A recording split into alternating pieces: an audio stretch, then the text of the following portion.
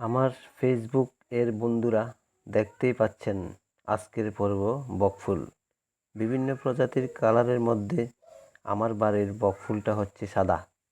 ভরাট মাটি পেয়ে গাছটার 2-3 বছরেই এই অবস্থা।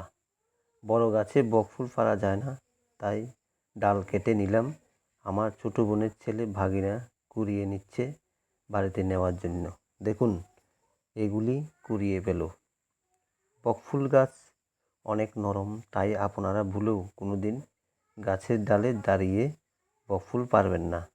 যদি পারলে বাঁশ দিয়ে পারবেন, কারণ সাবধানের মান নেই। আমার গাছটা বড় হওয়াতে আরেকটা চারা করে আরেক জায়গায় লাগালাম।